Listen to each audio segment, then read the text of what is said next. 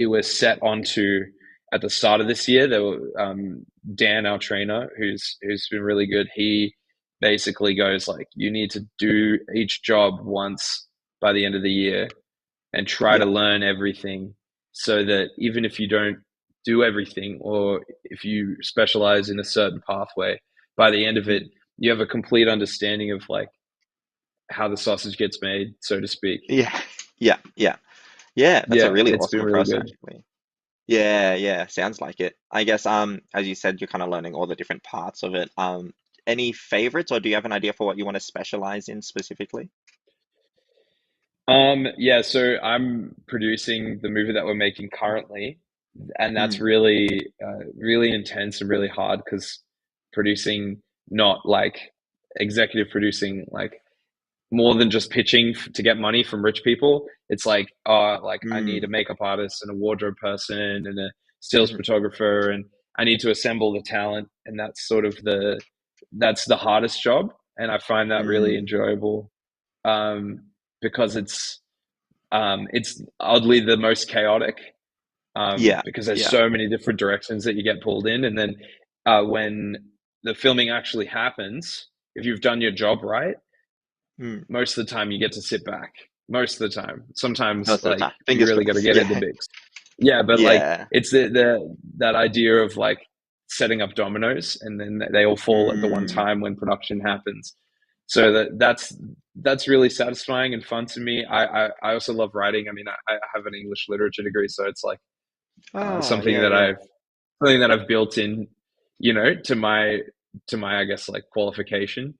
Yeah. Um, so I love writing, but like directing is Mm. hard. So Yeah. I don't love directing. Um, yeah, I don't know. People view themselves as directors before they come in here, but I always thought Mm. like maybe my vision needs two sets of eyes or whatever. If I'm the writer. Ah, gotcha. Yeah, yeah. Okay, Yeah, cool. No, that makes sense. Sweet. And we yeah, kind of talked a bit about what you've done throughout the course and stuff. Can you kind of elaborate on, I suppose, the different kind of equipment and stuff you're using throughout the course? yeah. Sure. So Mm. like the gear that we've got is it's pretty versatile. There's a lot of it, and Mm. it ranges from the like you can shoot on a really cheap, like a relatively cheap SLR, to like top of the Mm. line cinema cameras, Yeah. and that's sort of good to learn to work at multiple budgets and with multiple different types of gear, and then like there's obviously all the specialized equipment that we have, like virtual production stage and the Technodolly and all of that sort of big name stuff. That's I'm sure like you guys are posting that stuff Mm. everywhere because it's like a Yeah. huge draw. Yeah. Um, Yeah. yeah, that stuff is around, and we've had heaps and heaps of time to use that. But Mm. I think like what's more significant is like getting the software, the Mm. software, the back end stuff that we would take for granted, I guess, as like filmmakers Mm. but not editors. Like having Yeah. Pro Tools was huge, even Yeah. though like it's really hard to use. But Pro Hmm. Tools is the sound editing software that they use in like pretty much every Hollywood movie. So Yeah. you know, it's pro grade, um, and not just the capability of the software, but in the fact that the skills are just going to translate into a Mm. career very directly. Yeah. Whereas like camera gear, everyone's going to have different gear. Like I assume on every, Mm. there's the right camera for the job, right? Like, but Yeah. there's only Yeah. so many softwares you need to learn to be able to make a big scale production. So as long as you've developed the skills, which ideally we do, we can go in and just like put me to work. Yeah, yeah, yeah. All right, that makes sense. Yeah, definitely. Yeah. And I guess as filmmaking students as well, do you guys have much overlap with kind of the VFX students? Do you work with them much as well, or? It depends on the movie, right? Like Mm. it's a filmmaking course first, so Yeah. it's more about making the movies than making the scenes or the shots, and those Mm. like those moments that might require VFX. But we've used them. We've talked to them, and Mm. they're really cool and they're really nice, and they'll. Yeah. We've worked with them on a movie called Timeline, which has like a couple of VFX shots that are just being finished right now that are looking really Oh, right. good, and it's like a give and take because like some of it requires 3D modeling and things like that that are more complex and Mm. above our level. But if we mix those shots that we kindly ask the VFX students to do for us Mm. with like simple effects that you can like create in like After Effects or Premiere or a DaVinci Resolve, like Mm. it creates like a synergy. It creates a flow of like everything looks like it belongs in the same space. So Yeah. yeah, like we certainly have more communication with them than the game design guys or the 3D art and animation, which is Yeah. unfortunate because like animation is one of my favorite genres. But and I've studied Uh, it a little bit. yeah, yeah. Ah, Yeah, okay, gotcha, gotcha. Okay, well that's fair enough. I'm gonna throw kind of a spanner in the works, and we were kind of talking about sure. this a bit before, but Yeah.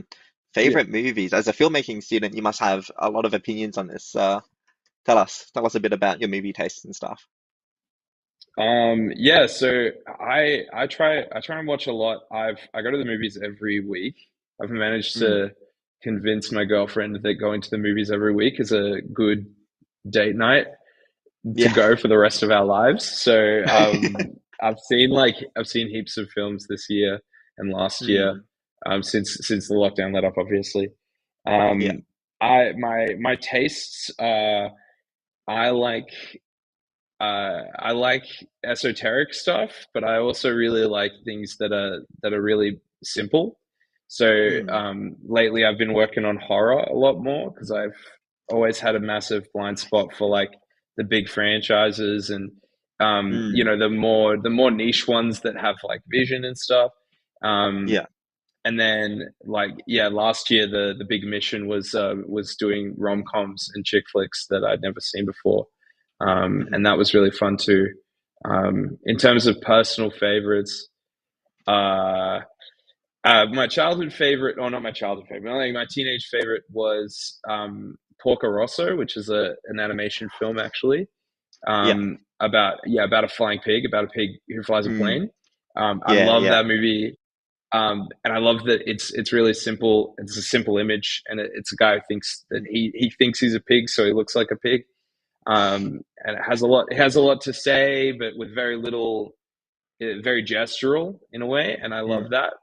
Um, this year, obviously, Top Gun Maverick is hard to ignore. Mm. It's Hmm. like actually impossible to ignore because I think it's outgrossed, maybe even doubled the Doctor Strange movie that came out this year too. Yeah, I don't something think like that. it's get Yeah. I don't think it's getting close to Spider Man, but Mm. it's a big bullet point in movie history just because it's making so much money and it's not a superhero movie. And I Yeah. loved I Yeah. when in 2019 when COVID was about to hit, I watched the trailer and I showed it to like everyone I knew, and I was like, guys, it's gonna be good. And I insisted, I was shoving it in people's face, and they're Mm. like, no, no, no, it's not gonna be good. It's not. And you know, like I guess I'm friends with cynical people because like most Mm. people, most Hmm. people were pretty on board with it, and then like as soon as it hit cinemas, everyone was like, go, go, go, go see it. Yeah. And Yeah. it was really vindicating, especially to that one friend that was like, no, it's not gonna be good. Um, for Mm. me to be Hmm. like walk out of that and be like that was the best. Mm. Yeah, I saw Hmm. that twice. Matrix 4 was really good.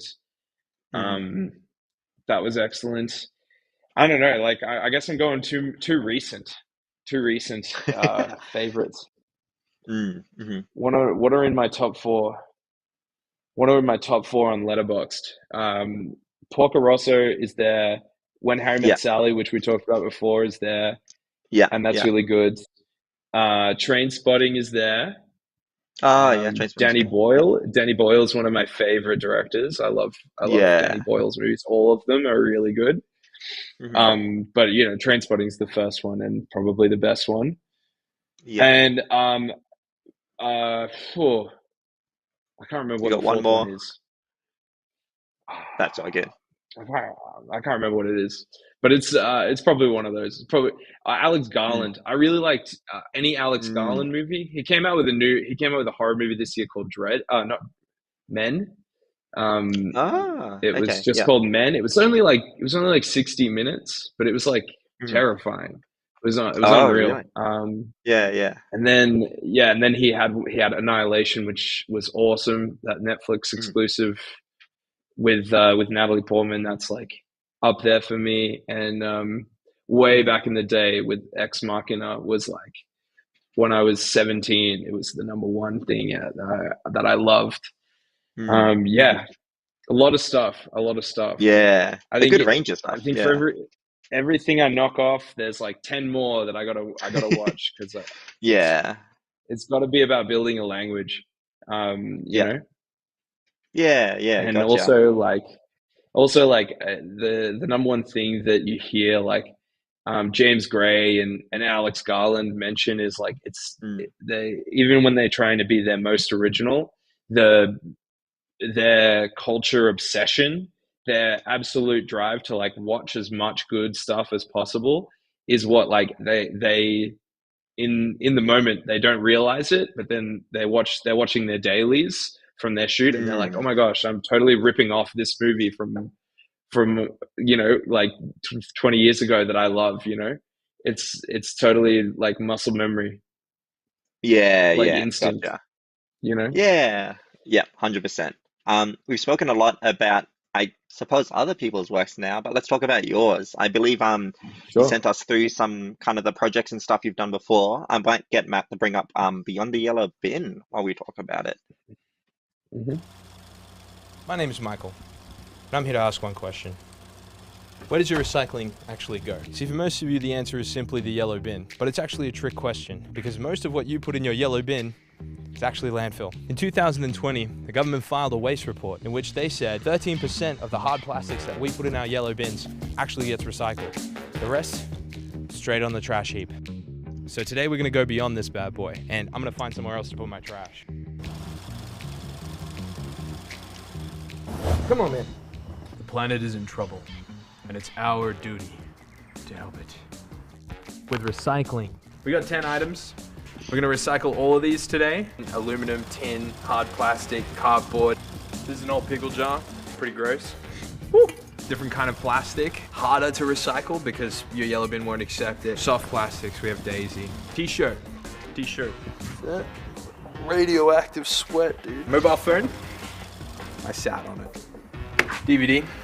So my dog chewed up. TV. Lost the remote. The goal for this video is to find the best alternative to traditional yellow bin recycling for each of these items. This is great, by the way. I like Recycling this. is like a closed loop. It predicates on us buying recycled as well as recycling All I see is properly. all Recycling the for the notes purposes that of I this have video for is therefore myself. going to be defined as Like breaking I'm just down waste printing past materials me to be for used everything. as the raw materials for the construction of products that we can then buy back off the shelves. All right. But it's So the it's reason that funny we're like here is because, unfortunately, not a lot of people actually want our garbage. there's Recycling so many early. things. Points that are all around the city are Yeah, basically this was here like to within a collect our month. recycling Within a month that's of too big starting. for our bins. As far as I've We- researched, there's we're no going to shoot private this. alternative to this. Yeah, Sorting our yeah, recycling gotcha. before we actually send it off means that it's not double handled by employees at the recycling facilities that we take our rubbish to. Double handling is probably the biggest reason that a lot of stuff gets It's really thrown funny out from seeing recycling myself piles. that Bringing our from that recycling long here ago. is definitely better Oh my gosh. than just dumping it all in mixed recycling containers like the yellow bins. I'm just watching. I feel like can we pause it? Bottle, Matt? pickle jar, Pause. can. If Matt's there. Yeah. Aha. Yes, thank you, Matt. I feel like I should stop just watching it because Yeah, yeah, let's talk about it's it a bit. really Yeah. wigging me out. Yeah, like this movie is weird because it's not at all the way that I've ever envisioned it at the start. Like Mm. the way that it ended up is like born completely out of the footage that we got and the music, but Mm. also like um who I was on set is different from who the Yep. person doing the documentary in my head was. It's Yeah, really yeah. funny. It's really funny to think back on it because like it's like, oh, like it could be all this seriousness and all this drama or whatever, and then Mm, we're actually filming it and I'm just cracking all these jokes and being funny, and hmm I kind of wanted that. Like I sort of said, I insist on that at the start. But mm, the movie that was in my head, even though I was insisting that it should be funny and it should have jokes, the movie that was in my head was serious and more down mm. the line and much more directly going through all the things and much more informative, Yeah, rather than just like a fun video, which is kind of what it ended up being. yeah, Um, yeah. oh my gosh, it's so weird to see it. Yeah, there's so many shortcuts that had to happen with it, Mm, and because we hadn't sorted the full creative process for pre-production first. We were hmm sort of doing a lot of this stuff on the fly, and it's a little bit like it's being cobbled together in the edit and built into something that's like just fully alien to the version of it that was in my head the whole time. Like I Yeah, based this yeah, stuff yeah. off of like internet documentaries and like YouTube eco takedowns and things like that. And I just like Gotcha. that's not Yeah, who yeah. I am as the host of a weird documentary movie. Yeah. Yeah, it's really funny. Mm. Yeah, it definitely has that. I don't know the term for it. I guess I'd say like YouTuber energy, like easy to digest Yeah, content. Yeah, yeah. It's yeah, great. And the yeah. message It's behind big it as well. SponCon. Yeah, Yeah, that's it. Yeah. Yeah, it's great. And I said before, but that was your first month, did you say, of being in the course? You filmed that? probably within Yeah. a month. Probably, we'd Mm. yeah, maybe a month and a half. Um, Yeah, right. yeah, it Gotcha. was really quickly.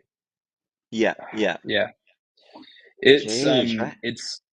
it's a whole like feels like a million years ago now because we Mm. barely knew each other. Even the crew of that movie was like fully like individuals that didn't talk to each other, Mm. like nowhere near the level of the way that we collaborate now. The Gotcha. cameraman for this movie is like he's directing the movie that we're shooting next week, and Hmm the difference in my communication with him for Yellow Bin versus what we've been doing for the last week, which is basically just like coming in here and smashing every detail Mm. of next week down to the wire so that we have it all tight and really cohesive is like Yeah. it's Yeah. so funny. Yeah, right. It's just Gosh. yeah, building skills. Yeah. It sounds like you guys have come a long way since the start, which is really great to see. Totally, Our students doing that. Can you talk a bit about, I totally. guess, what you're doing now since you've kind of alluded to it? Yeah, sure. So we've been working on there was an ABC article published about it, but it's the virtual production volume at Mm. it's at Malee Pavilion hmm in Epic. It's like a huge, so basically big LED wall, big giant TV screen, and hmm you project a Unreal Engine environment onto the wall, and it creates, it's you've seen it on productions um, like the Mandalorian and like the Batman and a sort of big. It's a big enabler, I think, for Disney to make like 7 Star Wars and Marvel TV shows a year just by like smashing out Yeah. a million Unreal environments and like casting these Mm. actors and just plopping them into these locations. But like, Yeah. it's still really cool for like novice, no budget filmmakers to be able to use it. Mm. Yeah, hmm my favorite with like just as a little tangent, but the one of a realization that I made recently was that they used it for I think it's 2013 movie called Oblivion with Tom Cruise, Oh, where he yeah. plays Yeah. like Yeah. Yeah. they had like a big mansion on top of a mountain, and in order to hmm have the skyline and the beautiful sunsets and stuff reflecting on all the glass that was inside of this mansion. They just put big walls up and projected the sunshine, the sunrise onto it, Mm, and it was like, you know, pre-evolved virtual mm, production. It's awesome. Anyway, yeah, like mm. we're gonna use it as the backdrop for a boxing movie, for a big Oh, punch up. wicked. Yeah, so like a rooftop cage fight underground, Mm, like boxing movie, and it's really because it's just such a short movie. It's only 3 minutes. This one, we're mm, trying to, but we have so much time to shoot it. We're like, okay, but like, how do you make something with as many cool shots as possible in as little time as possible? And that's a fight mm. scene. Really, it's a it's a fight scene or a chase scene, and a chase is harder to do. So we went with a fight, and Yeah. yeah, it's that's what we're working on now, Mm, and that's been fun. Like trying to find stunt people and actors with fight choreography experience and stuff like that. mm, The director, who's the guy who's directing it, James, he has a dance background, so he's actually like pretty versed mm. with choreography and with working with dancers and filming dancers. So Yeah, yeah. he's pretty confident that he can make it work. Um, Mm, and I'm like just smashing everything, like sending a million emails a day, trying to get makeup artists and yeah. costumes and props together and everything. Yeah, gotcha. Yeah, right. Yeah. Awesome. It sounds intense, but the project itself sounds really, really cool. Um, I suppose that's kind of really it for the questions I had. I might throw it to Matt if he had any or any audience questions. Should appear there he Hello, is. hello.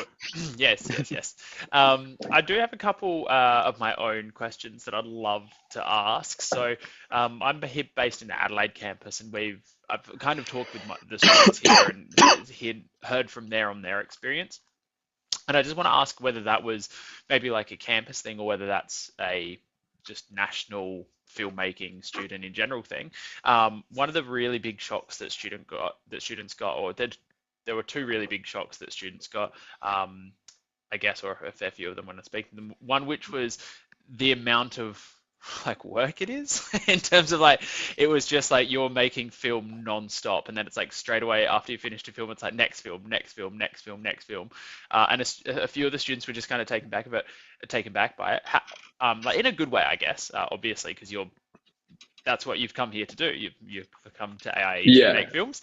Did you experience the same thing? Was it a lot for you in terms of just were you expecting that sort of let's go this project, next project style?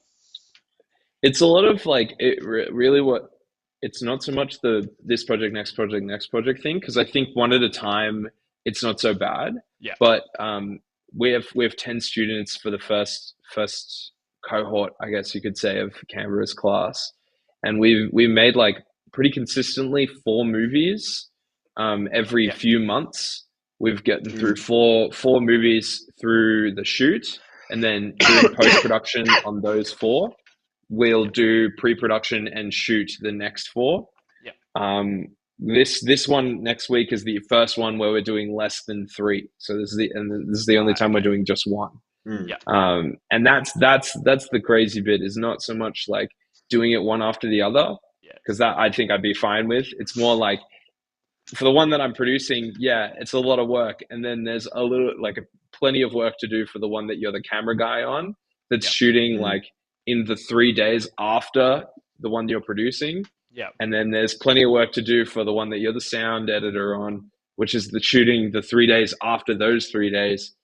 Um, so it's more a mounting of like everything stacking at one time, and then you get like stacks of work each few months, and you have to cope with that. That's the struggle, but it's like I think what it has done is it's weeded out like what projects had like a good core to them, like the ones that were more it teaches you what you're good at, because ones that are more messy, you understand your position a little better Yeah. in, and ones that are more cohesive and more put together, they're the ones where you were much more of a team member, and you Yep. built like, building together, and like everyone's worked on everyone's projects like pretty Yeah. much for the whole year.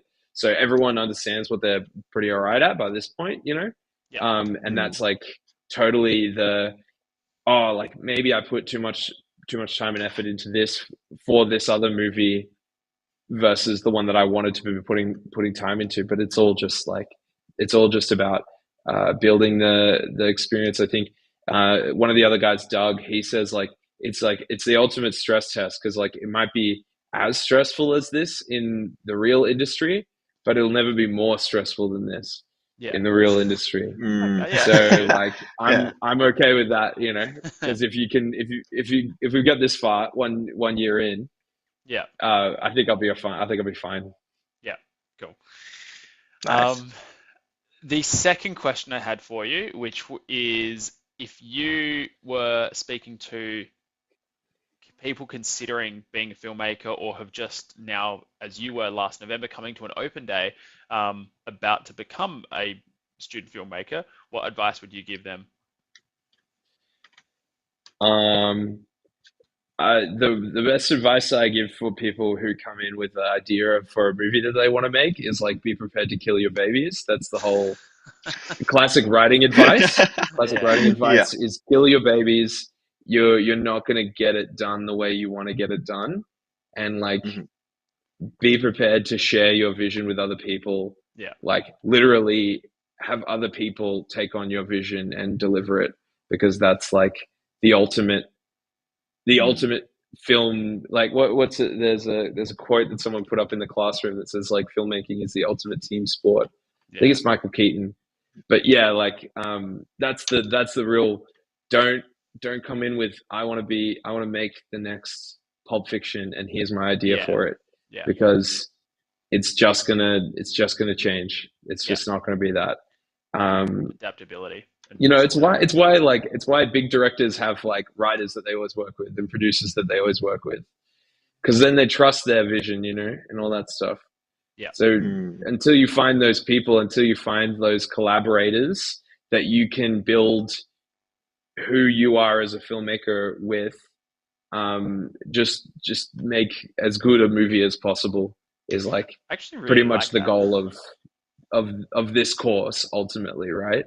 And if you're really lucky, which I think I have been, there have been a few students in the class that I've felt like super comfortable engaging with and like opening up my ideas with, and like really letting them take in my ideas and spin them to back at me and show me like what they think and who they are, with my ideas and my stories. Like that's a like more of a thing that you should like. That's a more realistic expectation for this course, and Yeah. that'll net you more successes, you know, because Yeah. I I think think I really no. it's the I people who really are really really like that. particular. No, that Yeah, honestly, yeah, that was um, to talk about it in terms of even when you related back to like James Cameron or like the number one directors or top directors in the world, like they have their team that they rely on to share that vision. I think totally. that's a really smart point, and it's a nuanced point, Mm. which is Yeah, all things that are great, like made from a team. So I agree. 100%, Yeah. 100%. Awesome. All right. Well, thank you so much. We did go a little bit over time tonight, but we always do. So, Yeah. It always is. I'm a um, chatterbox, so good. Keep it up. We love it. We I love just keep going. Yeah. Yeah, Thank you so much for tonight, Michael. So what we'll do is I'm quickly going to bring up, before we finish off the live stream tonight, I'm going to bring up the website here. And for anyone out there who is interested in AIE's filmmaking course or any of our other courses, head to aie.edu.au. We have plenty of resources online here for you. You can check out each of the courses. The one that Michael is studying, the filmmaking course, that is here. So you can read all about it, the technology, what you'll be learning. There's a lot here which you can have a bit of a skim read, and then you can get in contact with any of the campuses as well. So if you're looking at studying Sydney, Melbourne, Canberra, we don't currently offer the filmmaking course through our online campus just because it's filmmaking, you kind of need a set and a crew. But all the other campuses will be delivering our filmmaking course. And if anyone is available and is free on November 19th, that's the one I forgot. Oh, I was going to say 18th there for a second. We do have Open Day coming up, which is one of our biggest events of the year. So any students who do want to come along, meet some teachers, meet some of our industry expert teachers, we will hear presentations. We'll be going through what courses we offer. We'll also be going really in depth in the career courses. So that is what Michael is studying. So we'll be looking at breaking down it kind of module by module. So you'll be really learning what to expect if you want to study with AIE. So Open Day is a really good opportunity to come meet the teachers, meet the staff, see the campus. We'll also have some student games set up as well. For those in Canberra, we also do have the film production workshop there. But as I said, there's plenty of resources on the website here. Or if you're ready to go ahead and apply for a course, you can click that button there, and it's a very simple step. Just keep hitting next, follow the prompts, and you're all ready to go. For high school students, we definitely do have lots of options for you, which can be paired with your studies to actually give high school credits. And we have our new filmmaking certificate 3 as well, which is available on our website there. So if you're any budding filmmakers out there in high school, you can definitely do a course for you and create some films and get some SACE credits, or sorry, high school credits. Speaking South Australian there for a second. Get some high school credits there. So that pretty much wraps everything up for us tonight. Thank you so much for joining us, and thank you so much, Michael, for being our guest and talking through your projects and talking through your life at AIE. No worries. Thank you for having me. Awesome. Any last words for you, Isaac? Not at all. There's more questions, but it'll take too long. That's okay. We'll have to It's do a usually part the way two. it is. Yeah. Yeah, part 2, definitely. Awesome. Well, actually, to be honest, I've been with AIE now for, what are we now, 2 years, three? I don't know, somewhere, losing count now. But it's actually quite awesome. So I'm starting to see like the people that I live streamed with when they were students, I've actually live streamed now when they're professionals and actually working in industry. So I think maybe the next time we see Michael, we may be working in industry already. Who knows? I hope so. Yeah. Awesome. All right. Well, thanks everybody. Have a good night, and we'll catch you on the next live stream. Bye. See you, chat. Bye.